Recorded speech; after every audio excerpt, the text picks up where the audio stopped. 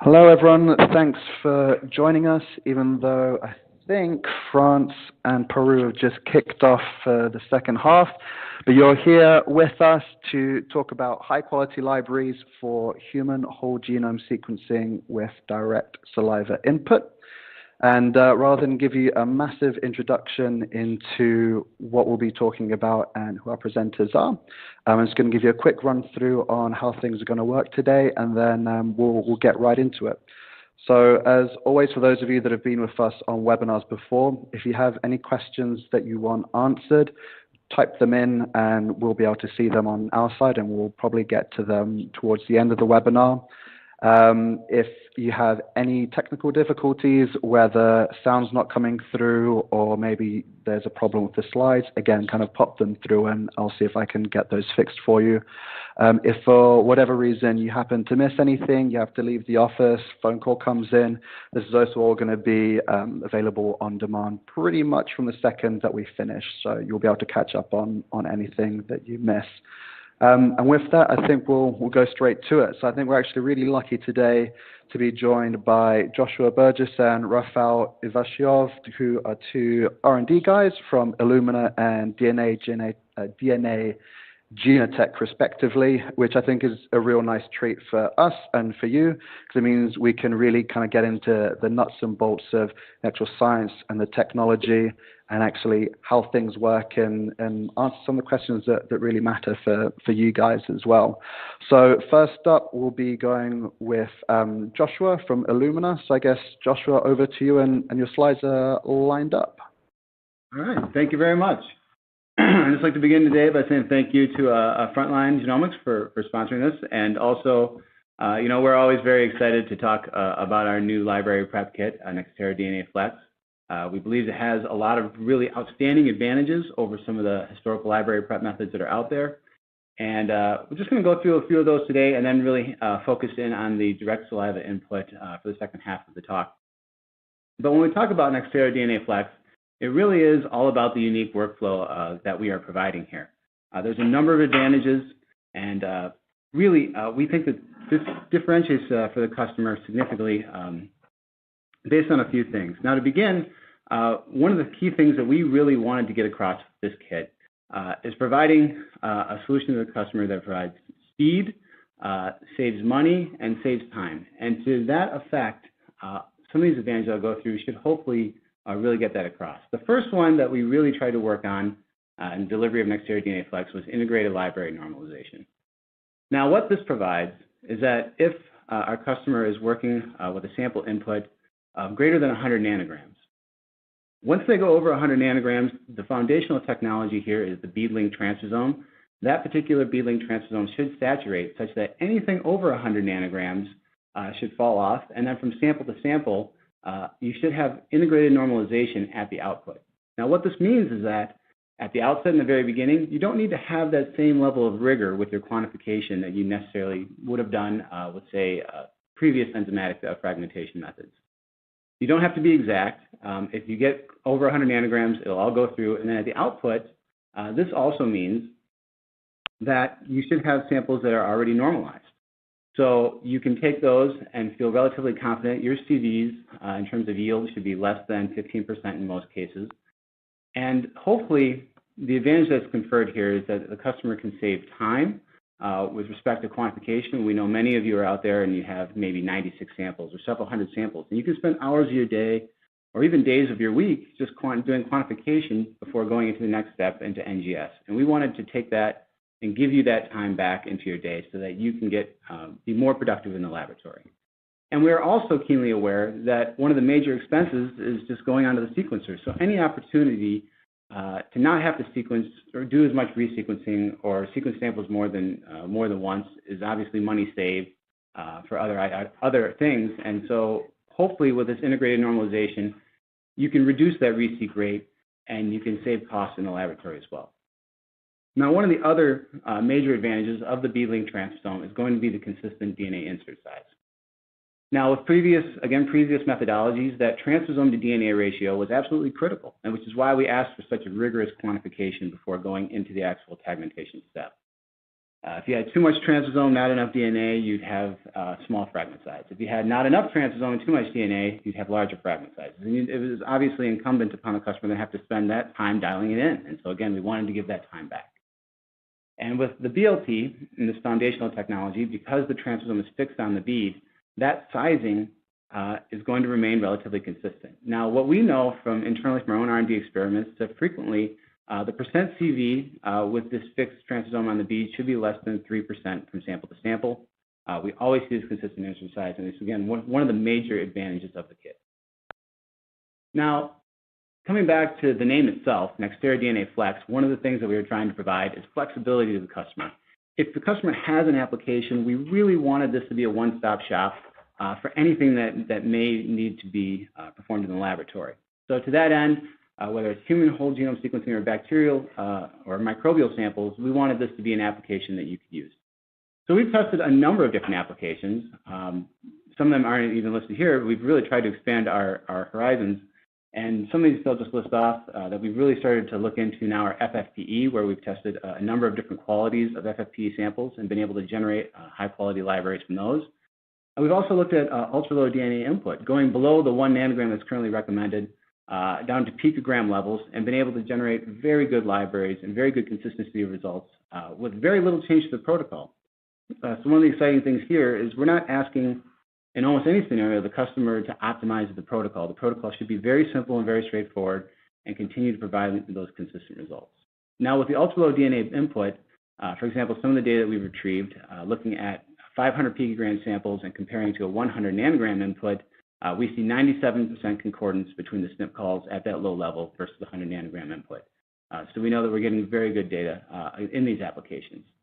Now, looking at microbial samples, we've tested just about every type we can think of. We've looked at pathogenic bacteria, we've looked at different extremophiles, archaea, pathogenic fungi, parasites. All of these work great. We've all generated good libraries and very high quality sequencing data. And now we have new applications looking at metagenomics, which also seems to perform very consistently. And then lastly, for the purpose of today's webinar, direct sample input, this is a critical advantage of this kit. It's absolutely fantastic. We know with this particular application, you can use blood, dry blood cards, and of course, saliva, and go from that raw sample to a library in 3.5 hours and get very consistent data from sample to sample.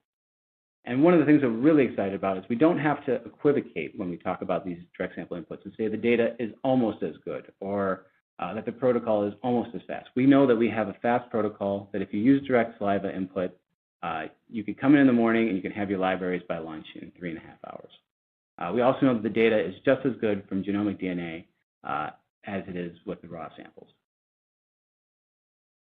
Now, to get into a little bit of a more technical overview of this kit, we have a number, again, a wide range of ways to use it. For small genomes, we recommend use of anywhere from 1 to 500 nanograms of DNA. It's really just whatever is available to you. Below 50 nanograms, you may have to increase the number of PCR cycles, but that is the only change to the kit that we recommend.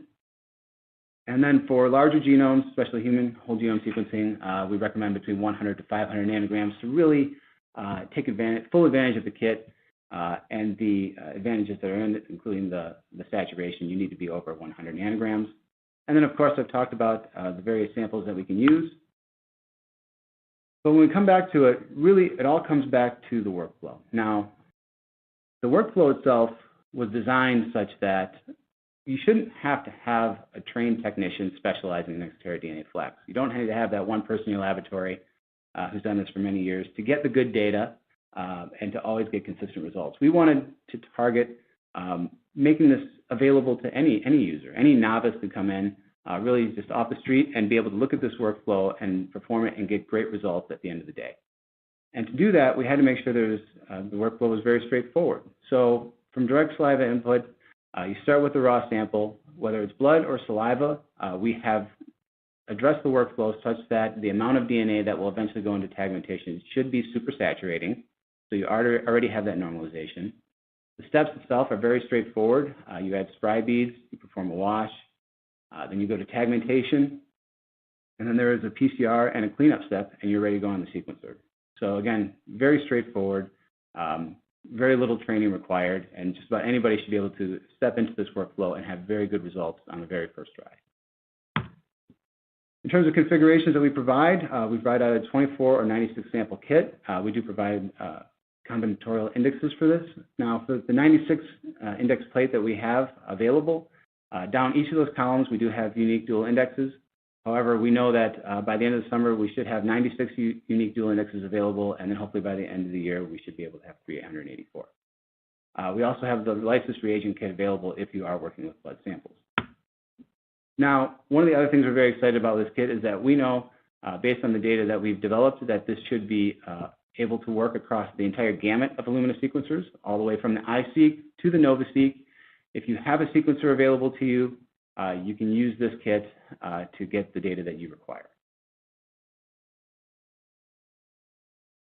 Now, to dive in a little bit more closely to some of the data that we've developed with the saliva samples.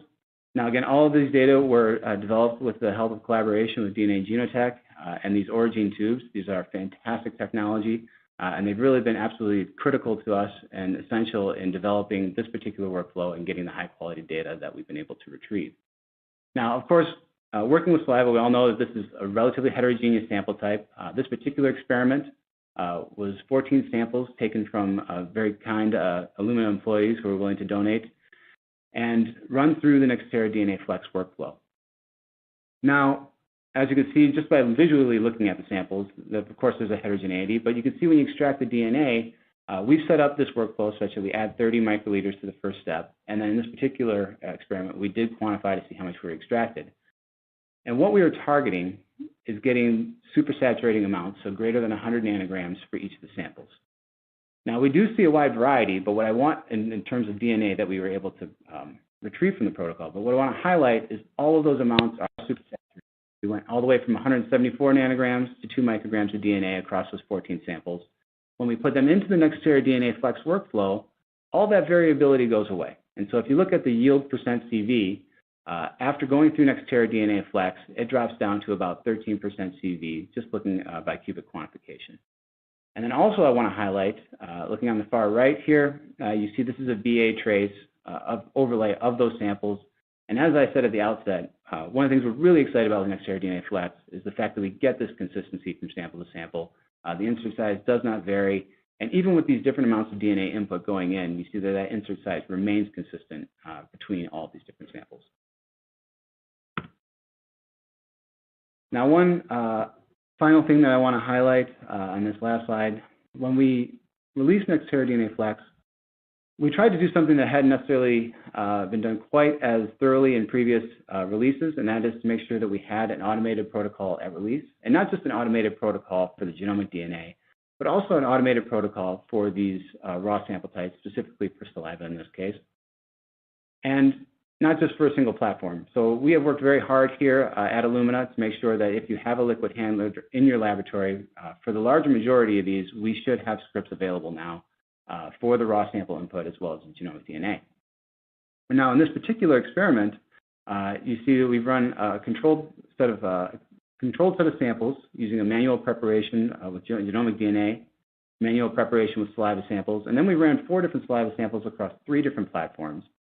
And what I really want to highlight here, looking across these, this table and these different numbers, is the consistency from prep to prep, from manual to liquid handler, and from genomic DNA to saliva. So you see that the yields remain very similar, the CVs remain very similar. Our specification, we want these for the yield to be less than 15%. Index CV, we want them less than 20%, and we see that this does hold true. For the insert size, we've always targeted 350 base pairs for optimal insert size. Now, if your particular application asks for a larger insert size, that is something we could help to provide up to a certain point. But for our cases, we did want 350. Looking at the coverage, both genomic coverage as well as exonic coverage, looking at callability, again, just highlighting over and over the consistency of this method across these different platforms and across these different sample types. Now, one last thing to go through here at the bottom, there's always been sort of this anecdotal data or anecdotal evidence that mechanical fragmentation provides perhaps slightly better data than an enzymatic fragmentation. And that's something that we wanted to combat a little bit with Nextera DNA Flex. And so to do that, we took a look at two currently available Illumina methods, the TruSeq Nano kit as well as the TruSeq PCR-free method, and compared them by looking at difficult-to-sequence regions against Nextera DNA Flex, and specifically looking at the coverage within those regions. Now, if we look on the left, the bottom left for TruSeq Nano, this is another PCR-based kit like Nextera DNA Flex. And if you follow that axis, looking specifically at the coverage, you see that most of these fall directly on that axis. So the coverage is just as good between the two methods. And if anything falls off, it tends to fall off towards Nextera DNA Flex. And so what we would propose in this case is that if you're using TruSeq Nano, or if you're using another mechanical fragmentation method that requires PCR, Nextera DNA Flex may be worth an evaluation, because with Flex, you're going to save time, you're going to have the increased advantage of more sample types, being able to add different inputs. And really, overall, it looks like the data may be at least equivalent, if not slightly better, for Nextera DNA Flex. Now, if we look over to TruSeq PCR-free, this is very similar. Now, when we take the PCR out of the equation, of course, there's some things that PCR-free are going to be able to sequence slightly better, like high GC, huge GC regions. Those are just not going to amplify in most cases. But if we look along this axis, the greater majority of these are really producing equivalent coverage in these difficult-to-sequence regions, with the exception of the high GC, huge GC regions that are falling off towards PCR-free. Now, again, if your particular application does not require the high GC or huge GC, you are gaining a whole lot of advantages with Nextera DNA Flex in terms of time, sample input, and just the flexibility for the application. So before I close out here, I just want to highlight again, we're very excited about this kit. We're very excited about the number of different applications we're able to put into this. But also, with the direct saliva input, this is a big part of what we were able to add in terms of differentiating. And that saliva input workflow is very straightforward, 3.5 hours end-to-end, producing data equivalent to any of the other applications that we have. And it really would not be possible without the great technology that's been provided to us through DNA Genotek and the Oragene tubes.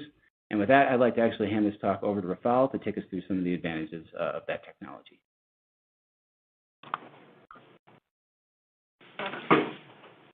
Hello, everyone. Thanks, Joshua, for that great overview of the Flex library prep. I personally am, too, also very excited about the high quality and innovative product that you guys have, and the fact that, there's validated protocols for use with saliva collected in Oragene. People might then naturally ask, why saliva, right? Well, saliva we have been using for many years and have been being able to show that it is equivalent to, the DNA in saliva is equivalent to DNA from blood. And primarily, the source of the DNA in saliva comes from white blood cells that are actively secreted into the saliva and provide a really high quality sample. Sorry, just technical issue there. Yeah. Sorry, I'm back. We had a little technical issue here. So saliva has been a proven source for DNA. It's proven to be a reliable collection both in the field and at home. Definitely ideal for all donors. It's a non-invasive sample. And the Oragene system allows for long-term ambient temperature stability, which really enables transport of the sample from remote areas into the lab. And very importantly for sequencing, and as Joshua alluded to from the Flex library protocol, where it normalizes, DNA collected in Oragene provides a high quality and high amounts of DNA, which allows for the system to be saturated and then the outputs to be normalized. And taking all that together, the collection with Oragene is really cost-effective and scalable, which again really merges well with the quick processing of the Flex technology. As I mentioned in the previous slide, you can take the robustness of the Oragene collection really means that you can take the collection pretty much anywhere. We have customers who have taken literally around the world in the harshest of conditions and able to easily collect this non-invasive sample. And importantly, they also have really high success rates. So in one study that I'm referencing here, it's from a few years ago by the Karolinska Institute, where they initially were doing blood draws for collection. They switched over to a non-invasive saliva collection and doubled their compliance rate. What that means is that you can get samples to the lab for cheaper and faster. So one of the questions we always get is, how good is the DNA from saliva? I alluded earlier, we've done a lot of work over the years studying the DNA from saliva, and what I can tell you is that it is equivalent in every single way to DNA from blood.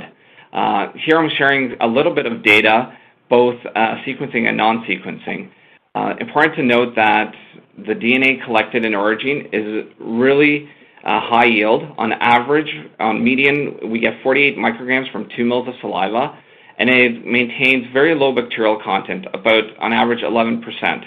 And very important is that bacteria is neutralized once collected in Oragene, which means it doesn't grow and doesn't degrade the sample. Below that, you will see some sequencing data from whole genome sequencing of unmapped bases versus bacterial DNA content as assessed by an independent method, 16S qPCR. And you can see the linear relationship between those two.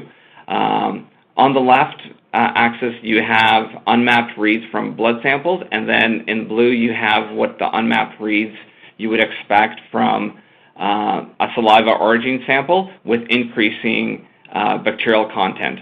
Again, that dotted line in the middle is what the average response is, and on average, we see saliva contributing to about only 6% of unmapped bases and goes as low as 2%.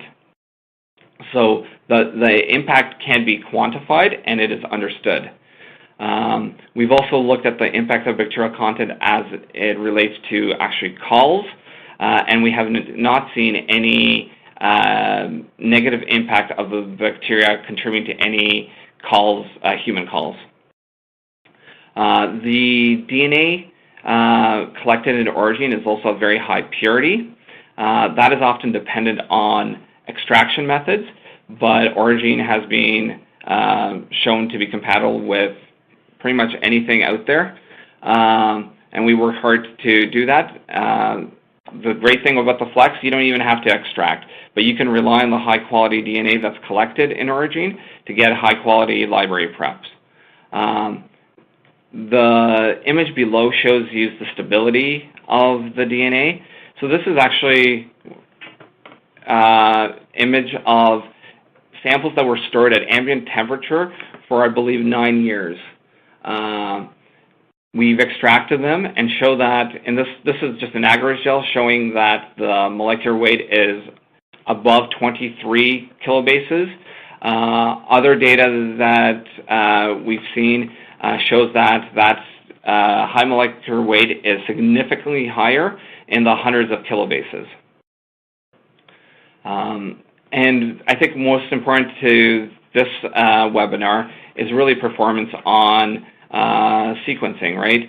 So those two little graphs at the bottom show you data from SNP concordance and indel concordance of replicates, blood to blood, blood to saliva, and saliva to saliva.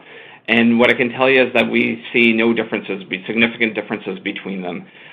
This has been proven out not only with whole genome sequencing, but targeted microarrays, PCR, etc. And what I can tell you is these are just some references from some publicly available presentations over the years.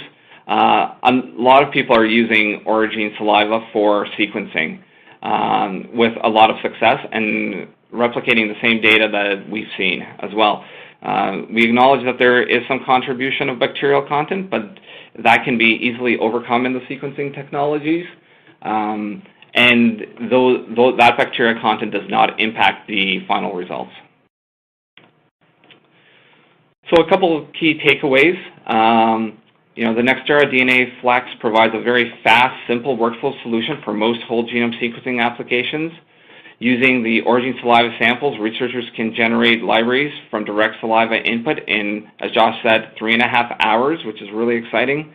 The saliva workflow is optimized to provide normalized output without post-extraction QC checks.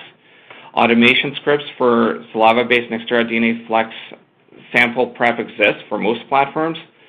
Sequencing metrics from the Nextera DNA Flex is on par with existing mechanical-based fragmentation methods, and collecting with Oragene DNA from saliva kits will increase donor compliance and access to samples and reduce the cost and complexity with DNA collection, transport, and storage. So that covers the content of what Joshua and I were to present, and if there are any questions, we're happy to take those. Thanks, guys, for that. We've definitely got a few questions that have been pouring in, so I guess we will definitely get to all of those. I had a few broad questions for you. I think the first one is kind of for both of you, but Rafal, I suppose it's a bit more for you, this one. So I know we did a webinar possibly a couple of months back where we were really looking at some of the big benefits around using saliva over blood in terms of kind of protocol design and just in terms of the kind of research that you can do off of that. With saliva being what it is, how does the bacterial content affect the results of a whole genome sequence? Yeah, so we've looked at that quite deeply. We've looked at sequencing deeply on both saliva and blood and replicates of those from the same donors, and to try to really understand the variability that you see in sequencing as it is versus seeing that impact that saliva might have. And we really haven't seen any negative impact.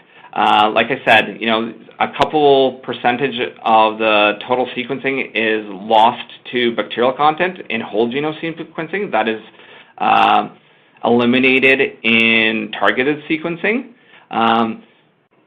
But that is really the only consideration. That bacterial content has no impact then on the final results.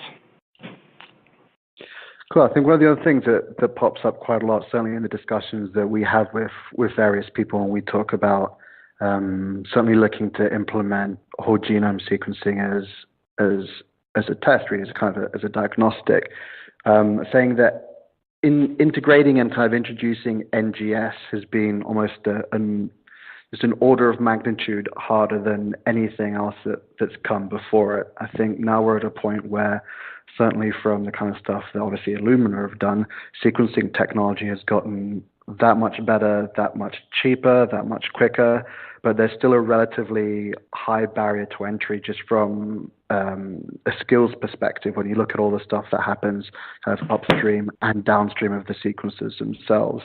I think from listening to what you guys have talked about today, I think, again, it kind of goes back to one of the things around the benefits of using saliva, that takes kind of one of the potential tricky bits out of it in terms of it's a lot easier to get someone to spit in a tube rather than trying to draw blood from them.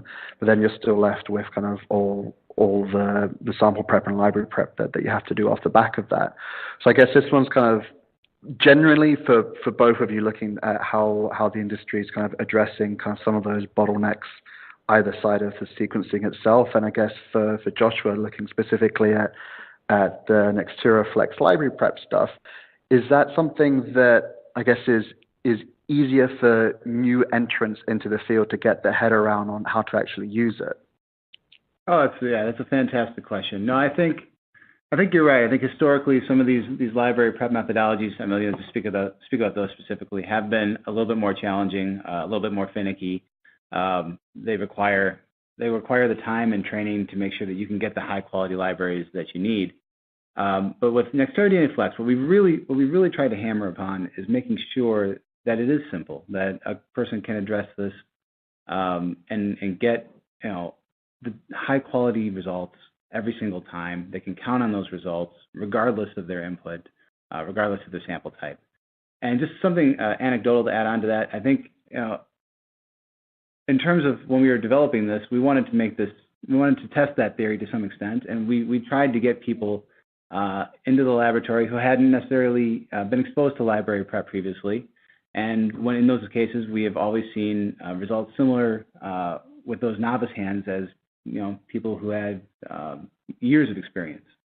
And I think that is the drive. That is the drive across Illumina, both with the library prep methodology and the drive with sequencing as well. And of course, there's always a big emphasis on trying to make this as cost effective as possible to the customer.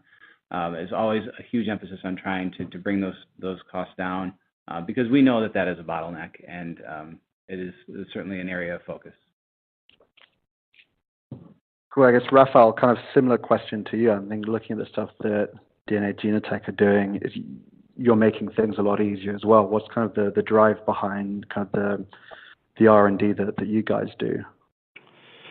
Well, we focus a lot on quality of sample, right? I think that's where we start off, but we want to make that high quality sample really accessible and easy to obtain. So we focus on those two aspects of it. And I think really in the context of what we're talking today, it really means that, you can collect a lot of samples wherever you want and get them in the lab and process them with real simplicity. You touched a little bit on the complexity of sequencing, and I think as a whole, maybe it's, the data that generates complex, but our experience is with at least the Illumina platforms, they're up and running in, a week or two from install. And I think in the past what we've observed, the complexity, you get these saliva samples in that are liquid-based, really easy to obtain. The library prep has been where we have had to put the most expertise, especially on the library normalization and quantification.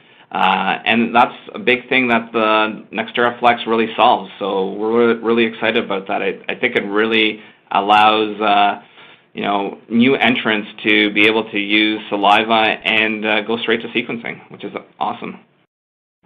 I think looking at the stuff that you guys have talked in and how it actually all fits together, are there any particular either areas of research or particular applications that you think this is not only going to make things easier, but actually open up new doors as well? Oh, that's a fantastic question as well. I think the applications here, the hope is that because the way we develop Nextera DNA Flex, the applications should be pretty close to limitless. If you can get genomic DNA, we like to think that you could probably get some very high quality data from those libraries. But also the direct sample input, we continue to try to expand those areas as much as we can. With not just saliva, but blood. We've also done work with the dried blood cards. These are all things that we are continuing to address. And now we have the new application in metagenomics that we're very excited about as well. So we're always excited and interested in expanding our applications, and we're always trying to look and find these new areas just to prove out that Nextera DNA Flex can perform in those scenarios. And we continue to think that will enable our customers in really a plethora of different areas. Rafal, anything to add to that one? Well, I think from our perspective is, as a sequencing technology enters a lot more labs, right? We're looking at simplifying the processes, right? And I think both the Oragene, non-invasive Oragene collection and the Nextera Flex really hit those two things. Cool. Okay, let's look at some of the questions that have come in. I guess for you guys, Joshua and Rafal, I'm looking at question number 3 here from Holly Hung. I guess she asked, I think this is while Joshua was speaking, will this kit expand the number of index options? If yes, to what? Yeah, thanks, Holly. So right now we have the 96 index plate that is available.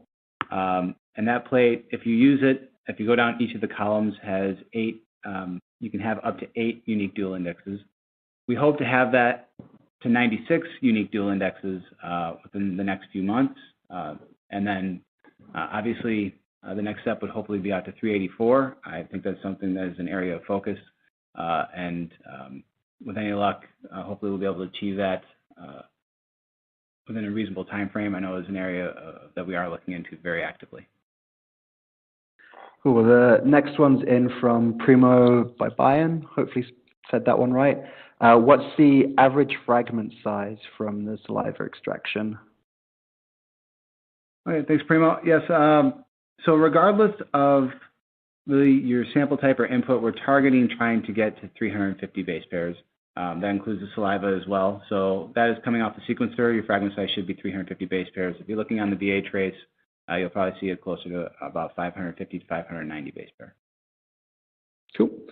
Holly was also back with another question asking, do you have a liquid handling protocol for the mosquito? And that's exactly one of those interesting applications I was talking about. We have not done anything specifically for the mosquito. However, I would imagine that if you can extract genomic DNA, you could take that genomic DNA directly onto the liquid handler, and that would include a number of different platforms at this point. Cool. And then we've got one from Zhonggao Shi from Notre Dame, and they're asking, is it possible to use libraries made by Nextera DNA Flex for downstream probe-based capture? In other words, can we use this for targeted sequencing on a panel of genes? That is a fantastic question. So this is I think this is an important point to get across. So this particular kit is optimized specifically for whole genome sequencing. We do not recommend using any capture-based methods with Nextera DNA Flex. I think that if the customer does try to do that, they would be sorely disappointed, as we know there are issues trying to do capture. And that is something that we are keenly aware of. We've got one of two questions from Brian O'Rourke here. The first one is Flex compatible with downstream capture, e.g. whole exome sequencing? Oh, great, yeah, same answer. Yeah, it addresses the same thing. It's certainly, that's important. It's an important application, exome sequencing, but we do know that the beadling technology is foundational to this. It is critical to the performance, and in its current design is not compatible with exome capture. Cool. Next one on the list is from Sergio Pereira, and he is asking, regarding genomic uniformity, does Nextera Flex libraries have less uniformity compared to TruSeq PCR-free? And does saliva DNA have less uniformity compared to blood PCR or PCR-free? Thanks, Sergio. No, that's an outstanding question. I'm actually really glad you answered that one because it gets to something I don't think I addressed directly during my slides.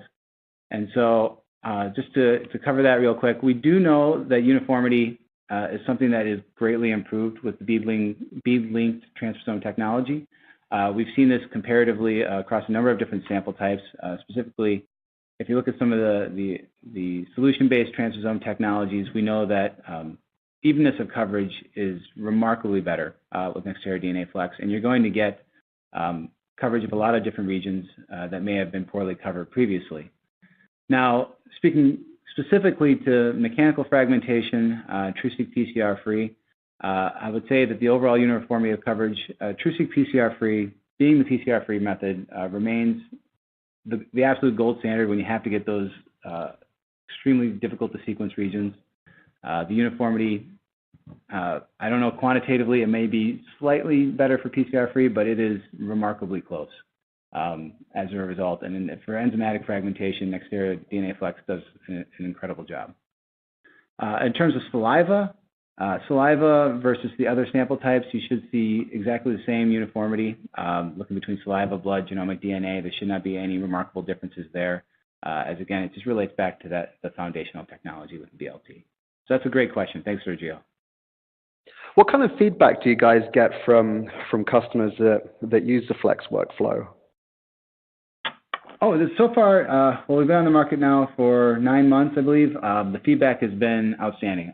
What's really been exciting for us thus far has been that all the data that we developed internally, we always feel great about it. Obviously, when we release a kit, we do the thorough work. We try to understand every aspect of this kit as better than anyone else can.